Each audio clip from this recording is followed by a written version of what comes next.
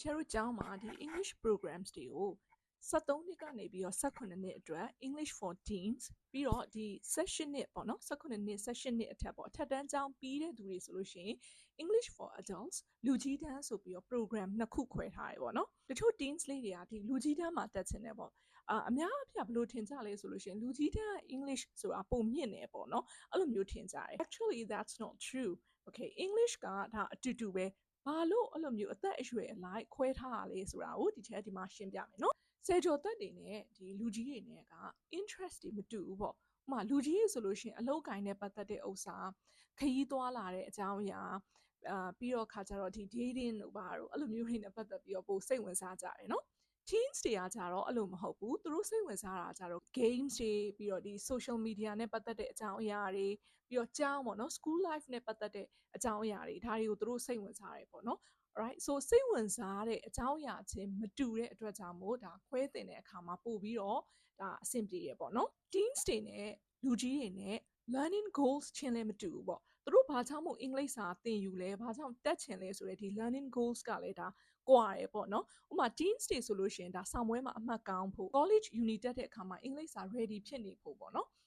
လူကြီးတွေအတွက်ကြတော့ဒါခရီးသွားလာဖို့ပဲဖြစ်ဖြစ်ဒါမှမဟုတ်လို့ရှိရင်လုပ်ငန်းခွင်မှာအင်္ဂလိပ်စာသုံးဖို့ပေါ့နော်အဲ့လိုမျိုးရည်ရွယ်ချက်ချင်းလည်းမတူဘူးပေါ့နော်ပြီးတော့လူကြီးတွေနဲ့ teens တွေဆိုလို့ရှိရင်ဒီသူတို့ရဲ့nature နော် nature ကလည်းမတူဘူးteens တွေကကြတော့သူတို့ရှက်တတ်တယ်နော်စကားတွေပါလေဆိုလို့ရှိရင်သူတို့အများကြီးပြောရတာမကြိုက်ဘူးဒါကတော့ဒါ generalize လုပ်သူတို့တော့ဖြစ်သွားတာပေါ့နော်ဒါလူတိုင်းတယောက်နဲ့တယောက်မတူတဲ့အချက်ကလေးတော့ရှိတာပေါ့နော်လူကြီးတွေကြတော့အဲ့လိုတယောက်နဲ့တယောက်အကြောင်းအရင်စိတ်ဝင်စားတယ်ပြီးတော့ခါကြတော့သူတို့ကစကားပိုပြောချင်တာကိုတွေ့ရတယ်သူတို့ English အားနည်းတယ်ဆိုရင်တော့မှသူတို့ကပြောဖို့ပေါ့နော်အရင် keen ဖြစ်တယ်ပေါ့ဒီ teens လေးတွေကကြတော့နည်းနည်းရှက်တတ်တယ် social pressure တွေပါအရင်မခံနိုင်ဘူးပေါ့နော်အဲ့လိုမျိုးသူတို့ on spot လောက်တာတွေပါသူတို့မကြိုက်ဘူးပေါ့အဲ့လိုမျိုးဒီလို nature လေးတွေကွာတဲ့အတွက်ကြောင့်မို့ဆရာမတွေအနေနဲ့ဆိုလို့ရှိရင်လေဒီ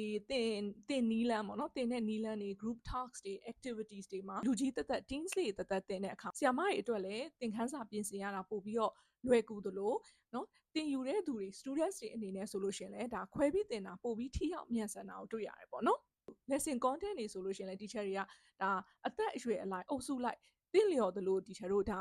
ခွဲပြီးတော့တင်တဲ့အခါမှာပုံမထိရောက်တယ်ပေါ့နော် level က teens level ကနေနေလူကြီးတန်းနေရာကြတော့အင်္ဂလိပ်စာမြင့်တယ်အဲ့လိုမျိုးမရှိဘူးသူ့အရွယ်နဲ့သူတက်တာဒါအကောင်းဆုံးပဲပို့ပြီးတော့တိုးတက်တာလည်းမြန်တယ်เนาะအင်္ဂလိပ်စာတက်မြောက်ပုံချင်းကလည်းအတူတူပဲเนาะတင်ကြားတဲ့အခါမှာ teacher တို့ပို့ပြီးတော့လွယ်ကူအောင်ပြီးတော့ဒီ students တွေလည်းပို့ပြီးတော့သင်ယူတဲ့အခါမှာထိရောက်အောင်လို့ဒါ program လေးနှစ်ခုခွဲပြီးတော့မှသင်ကြားတာဖြစ်ပါတယ်